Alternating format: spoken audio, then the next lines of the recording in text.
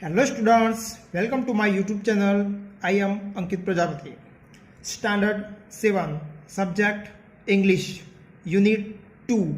How many did you? Activity 3. Read and enjoy. 7 at one blow. 7 એટલે 7, at one blow એટલે એક gamma અથવા એક ઝાટકે, એક gamma 7. Once upon a time, there was a young boy named Gopal. Once upon a time એટલે એક વખતે, young boy એટલે યુવાન છોકરો. એક વખતે ગોપાલ નામનો એક યુવાન છોકરો હતો. He liked jalebies very much. તેને જલેબી ખૂબ જ ભાવતી. One day he bought some fresh jalebis. એક દિવસ તે થોડી તાજી જલેબી ખરીદીને લાવ્યો. He put them in a dish. તેણે તે એક થાળીમાં મૂકી. After a while he saw flies buzzing over the jalebis. After a while એટલે થોડીવાર પછી, ફ્લાઇઝ એટલે માખીઓ, બઝિંગ એટલે ગણગણાટ કરવું, ઓવર એટલે ઉપર. થોડીવાર પછી તેને માખીઓને જલેબી ઉપર ગણગણાટ કરતી જોઈ. ગો અવે ડર્ટી ફ્લાઇઝ. ગો અવે એટલે દૂર જતું રહું, દૂર ભાગી જાઓ અથવા ઉડી જાઓ. ડર્ટી ફ્લાઇઝ એટલે ગંદી માખીઓ, ગંદી માખીઓ ઉડી જાઓ. He shouted. તેને બૂમ પાડી. But they didn't. પણ તે ઉડી નહીં. He killed 7 flies at one blow. તેને એક ગામા 7 માખીઓ મારી નાખી. He said to himself. Himself એટલે પોતાની જાતને અથવા પોતાની જાતે. તે મનમાં બોલ્યો અથવા પોતાની જાતને કહ્યું. Wow, 7 at one blow. વાહ, એક gamma 7. I am very brave. Brave એટલે બહાદુર. હું ખૂબ બહાદુર છું. He made a big belt. Big belt એટલે મોટો પટ્ટો. તેને એક મોટો પટ્ટો બનાવ્યો. He wrote 7 at one blow on it. તેને એક ગામા 7 તેના પર લખ્યું. The king heard about Gopal. રાજાએ ગોપાલ વિશે સાંભળ્યું. He called him and said. તેમણે તેને બોલાવ્યો અને કહ્યું, Gopal, you are a brave boy. Gopal, તું બહાદુર છોકરો છે. Did you really kill 7 at a blow? શું તે ખરેખર એક ગામા 7 મારી નાખ્યા? એક સમય 7 મારી નાખ્યા? ગોપાલ સેડ. ગોપાલે કહ્યું અથવા ગોપાલ બોલ્યો. Yes, your majesty. Your majesty એટલે રાજા, મહારાજા માટે વપરાતો શબ્દ. હા, મહારાજા. I did. હા, આઈ ડીડ મતલબ કે હા, મેં એક ગામા 7 મારી નાખ્યા.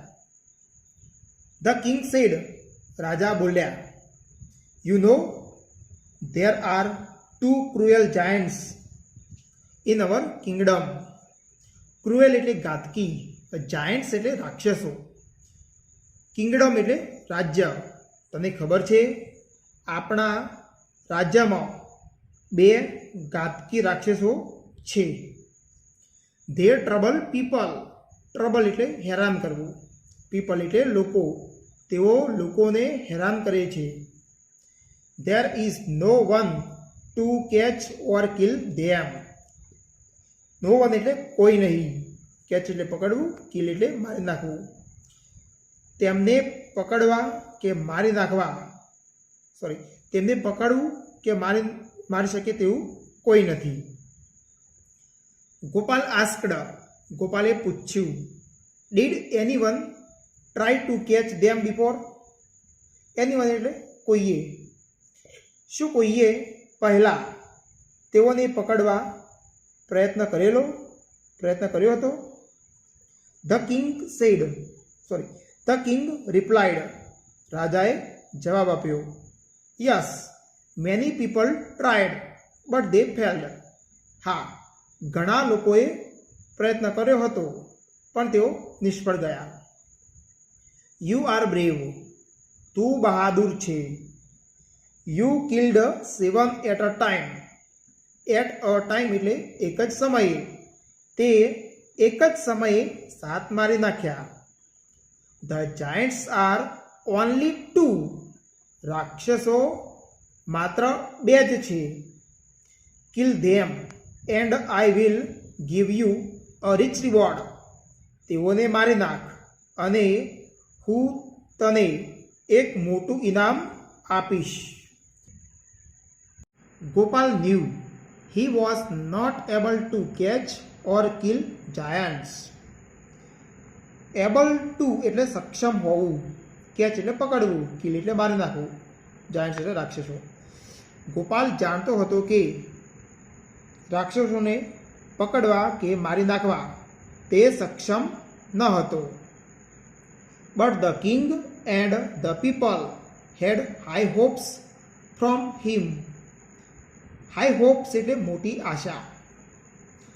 પણ રાજા અને લોકોને તેની પાસેથી મોટી આશા હતી, મોટી અપેક્ષા હતી. He thought for a long time. Thought એટલે વિચાર્યું. ફોર અ લોંગ ટાઈમ એટલે લાંબા સમય માટે.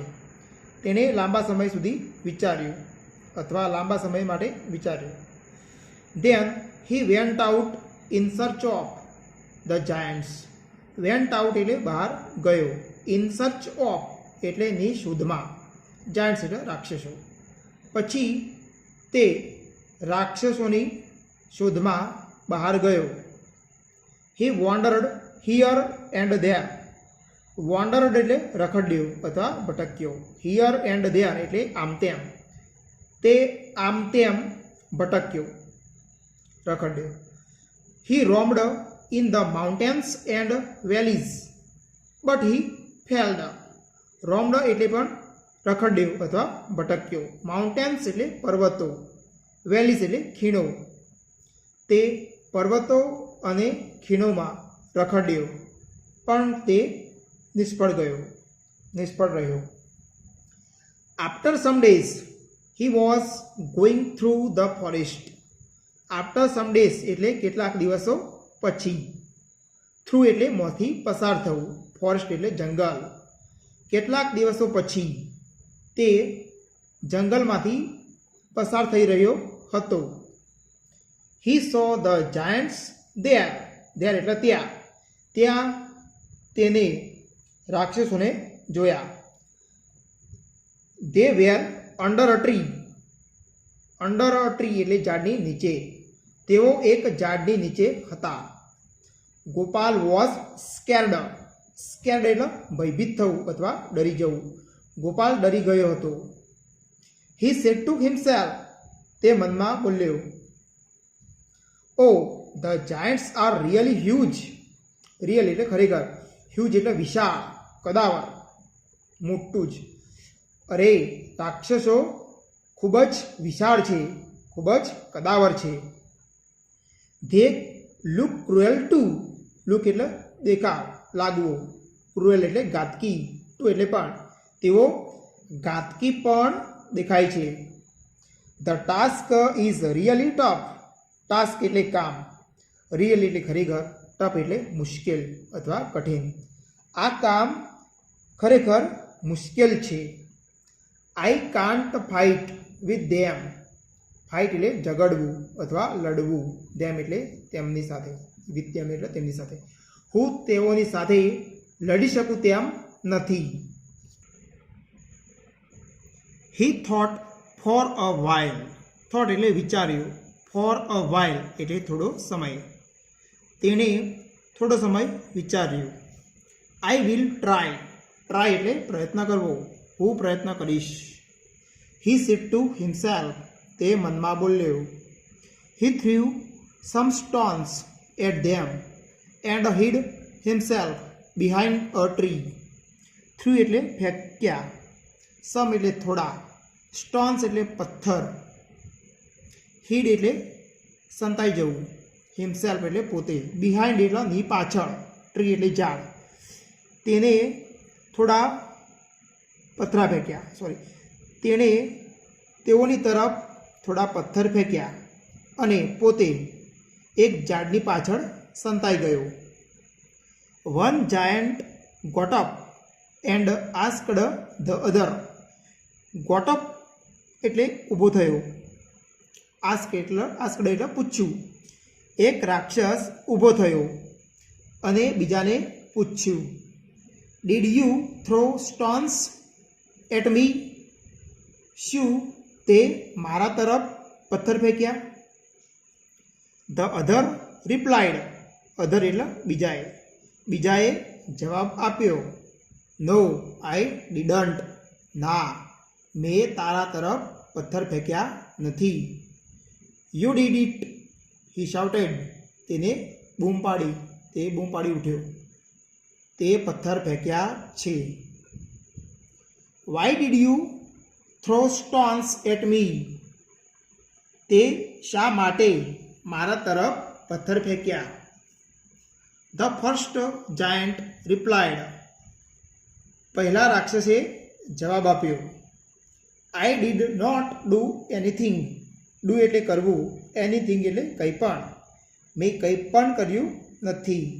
કર્યું નથી. You threw the stones at me. તે મારા તરફ પથ્થર ફેંક્યા. They began to fight. Began એટલે શરૂ કર્યું, ફાઇટ એટલે લડવાનું. તેઓએ લડવાનું શરૂ કર્યું. દે ફોટ ફિયર્સલી એન્ડ કિલ્ડ ઇચ અધર. ફિયર્સલી એટલે ઉગ્રતાથી, ઇચ અધર એટલે એકબીજાની સાથે. તેઓ ઉગ્રતાથી ઝઘડવા લાગ્યા અને એકબીજાને મારી નાખ્યા. Thank you.